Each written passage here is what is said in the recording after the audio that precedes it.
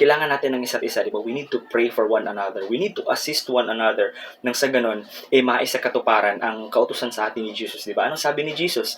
Love one another. If you love one another, the world will know that you are my disciples, di ba? Hinanap ko talaga sa Biblia, wala namang sinabi si Jesus na judge one another eh. Dito tayo? Itong taong to, ang sabi niya, lilipat lang daw siya ng church. Ay, may talaga akong ganyan.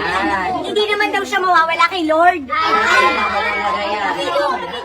Magdi-devotion pa rin naman daw siya. Ay. Magpe-pray pa din naman daw siya. Lilipat lang naman daw siya ng church. Hindi naman daw siya magpa-backslide. Ay, may ganun ba? May ganun. Be, matatapos na 2023. Ano nangyari? Natawa ba kayo doon? Yung totoo. Actually, para sa akin, di siya nakakatawa, no? Nakaka-insulto siya. Alam nyo kasi, the word church, it really doesn't mean the structure, di ba? However, nowadays, when we say church, automatic na iisip natin na, alam nyo yun, yung sambahan, di ba? Yung building, alam nyo yun, yung may mga upuan, di ba? Actually, the church, no, in the Bible actually means the people. Tayo yon. So, ang tunay na simbahan ay tayo, no? Because we are the true temple of God. Because God is actually within us. Now, if we want to truly worship God, we need to worship God within and not outside of us. Ang nangyayari kasi, no, is that this certain group, they think that they have the absolute truth, no? Nasa kanila lang daw yung kaligtasan. Kaya kung lilipat ka ng simbahan, this comes across to me, no, na kapag lumipat ka ng church, hindi ka na maliligtas. Well, mali po yun, di ba? Because, nung dumating dito si Jesus, ano bang simbahan ang dinala ni Jesus? Di ba wala? Jesus didn't have a church. What he has is actually the teachings, no, of love and compassion. Yun yung pinakatinuturo ni Jesus sa atin, na kailangan magbago ang mga buhay natin, kailangan magbago ang ating mga puso, nang sa ganun, makita natin kung ano talaga yung liwanag ng Diyos, no? At yung liwanag na yun yung susundin natin para sa buhay na walang hanggan.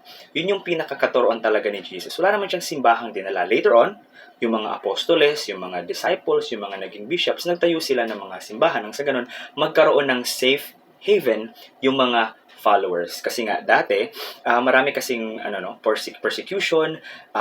Christianity is somewhat a crime in the past. And, the rest is history. Kaya naman, it is just necessary to have a group, no? To have a sanctuary, a sacred space. Nang sa ganun, lahat ng mga followers or lahat ng mga believers sa katuroan ni Jesus, alam mo yun, magkaroon ng isang safe haven, magkaroon ng protection, magkaroon ng fellowship sa isa't isa. Yun. Kaya doon yung nabuo yung mga structure, yung mga simbahan. Pero in ancient times talaga, no, during the time of Jesus, actually nagtitipon-tipon lang naman sila sa mga bahay-bahay, 'di ba? They read the scriptures and then after that, they eat. So, dun yung pinaka history ng misa, no? That's actually one of the earliest forms of, let's say, a worship service, no? Magtitipon sila sa isang tahanan or isang bahay, tapos babasahin nila yung scripture, tapos after that, they eat, no? They eat.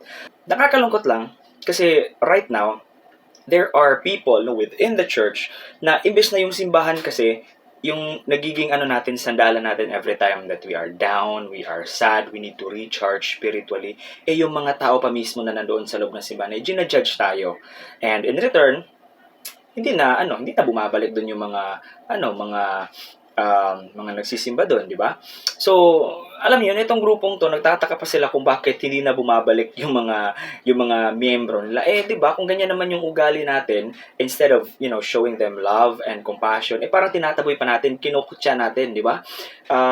We are actually, judging them, no? Ginigil trip nila yung mga tao na ayaw na magsimba. Wala namang problema kung sa ibang simbahan sila magsimba. Kasi hindi naman yun ang mahalaga. Ang importante yung relationship mo with Jesus. Yung relationship mo with Christ within you. Yun naman yung pinaka-essence talaga ng Christianity, di ba?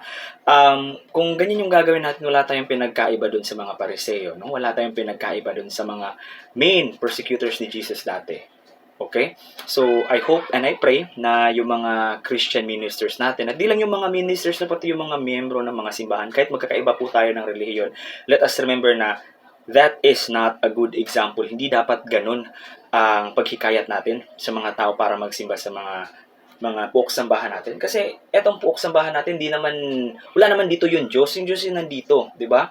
Nandito yung Diyos sa kaloob-looban natin. We are made up in the image and likeness of God. And if we want to worship God, we just shut our rooms. No? Let's close our doors and then let's pray to God within us internally. Doon natin makikita ang totoong Diyos, di ba? The church, the structure, that's for fellowship. Praying to God at home, that's actually better than, going to church every day and then you are judging your fellow men. So that's actually counterproductive. No, we are actually not practicing kung ano yung pinakakaturuan talaga ni Jesus sa atin. So I hope and I pray na tayong lahat, mga ministers na kagaya ko sa iba't ibang mga simbahan, no, huwag nating gayahin ang ganitong estratehiya, no? Kailangan kasi ang simbahan ay open para sa lahat. Anytime pwede kayong pumasok, but if gusto nyo ding lumabas, pwede din, di ba? Walang pilitan, no? Walang pilitan. Ang simbahan kasi dapat, this is a place kung saan, alam mo yun, free kang pumasok, tapos hindi ka i-judge, kasi nga di ba, napaka-toxic na nga ng buhay mo, napaka-toxic ng week mo. Eto lang yung time na makakapag-recharge ka. Hindi tayo perfecto, marami tayong mga kasalanan, kaya nga nagsisimba tayo, di ba?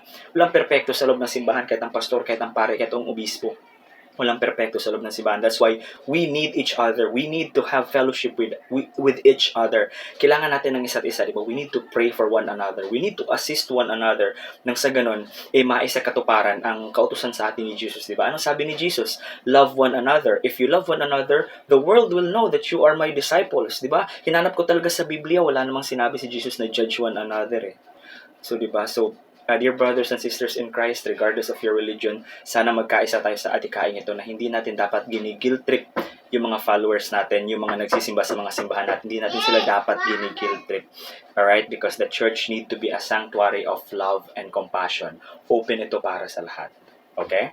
At ganun din tayo sa Catholic Universalist Church. No, we are open to everyone. Regardless of your religious tradition, you are welcome to worship with us. And we don't ask you to change your religion because true conversion is actually the conversion of our hearts. True conversion is actually the transformation of our lives because we have accepted our Lord and Master Jesus Christ and we have followed His teaching towards the light. No?